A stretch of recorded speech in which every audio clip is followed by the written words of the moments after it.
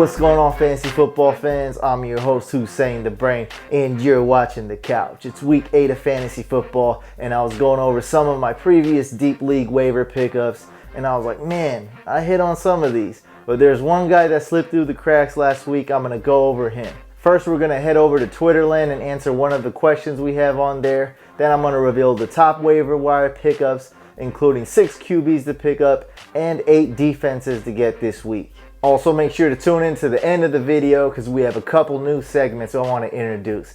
And make sure you go to fantasycouch.com for all your fantasy basketball needs. We have the rankings, the cheat sheet, NBA schedule booster. You got to check that out to see what it is. Sleepers, high risk, high reward, just everything you need to prepare for your draft. So make sure you check that out. Now let's talk about football. Woo! The teams on bye for week 8 are the New York Football Giants and the San Francisco 49ers. Now let's go over to the Twitter question for this video. Pete Fagan asks, who do you like the rest of the season, standard league, non-PPR? T.Y. Hilton, Emmanuel Sanders, or Pierre Garçon? Thanks for your time. I'm going to go ahead and rank these 3 guys for the rest of the season. Number 1, I have T.Y. Hilton. Number 2, Emmanuel Sanders. Number 3, Pierre Garçon. Garçon was easy to rank number 3. He's on the Washington team that's up and down. It's really hard to predict. There could be some weeks where they go off, the offense goes off, and there could be some weeks where the offense fails. So for number 1, I had it between Hilton and Sanders. The quarterbacks they have throwing to them are Peyton Manning and Andrew Luck, 2 really similar quarterbacks. And even though I'd have to give the slight edge to Peyton Manning, I'm going with Andrew Luck's guy because Peyton Manning has so many targets. In the red zone, he throws to Thomas and Thomas, the 2 guys that are 6'5" and 6'3". Now, Emmanuel Sanders is one of his favorite targets, but he's probably number 3 on the receiving totem pole. You got the 2 Thomases, then you have Sanders, then you have Welker, who's also really good. So I'm going with Hilton. I think Hilton is the number 1 guy to go to for Andrew Luck. Go with Hilton for the rest of the season.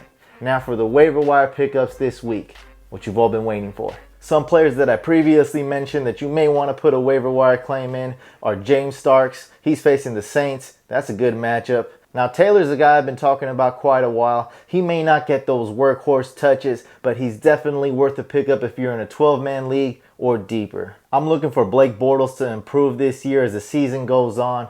I think the top 3 targets for him is going to be Shorts, Allen Robinson, and Clay Harbor. Clay Harbor as long as Mercedes Lewis is out, of course. Look for Daniel Thomas to add some depth in deeper leagues. He has a good matchup going against the Jaguars. No, Sean Moreno is on IR. And Chris Hogan, wow, that's a guy I told you guys to pick up last week. I don't know how I knew that one, but Kyle Orton's throwing the ball. He's twice as good as EJ Manuel, so he's worth a look in deep formats. Now, the new players to add.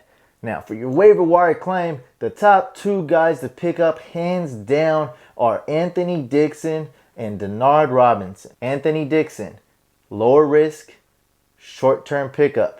He has a bye week coming up, week 9, and he faces a tough run defense, but I don't think they're too tough. They're still able to run the ball. The Bills know how to run the ball. Denard Robinson, the opposite, could be a really good long-term pickup. Who knows what this Jacksonville offense is going to do week to week, but man, this guy, he's the only guy who ran the ball well this whole year for the Jaguars. He definitely should be picked up in almost every league as a flyer at least. Just in case the Bills pull some last minute fantasy trickery on us, I put Bryce Brown in there. Even though Lance Kendricks is a backup tight end, he's still a top 20 tight end in my book for fantasy. And Paul Richardson, a guy you probably heard about last week right after the Percy Harvin trade, he's worth a deep league flyer. He's a guy that Seattle may try out later on in the season. They're kind of in flux right now, and they may want to try some new things to spark that offense, spark that team. Now, if you're in a deep league, a dual quarterback league, or you have a QB on bye, here's some guys to look at. I really like Kyle Orton going against the Jets. I like Ryan Tannehill this week. Those 2 guys I really like for this week.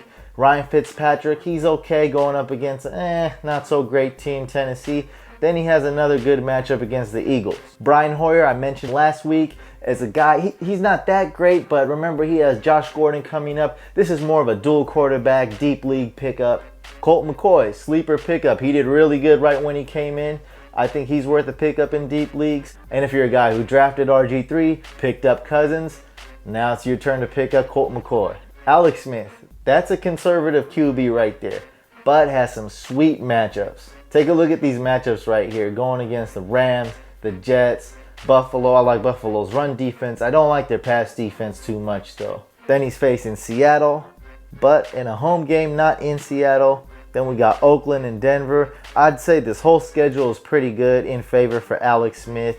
He's one of those sleeper quarterbacks that have a good QB2 the rest of the season.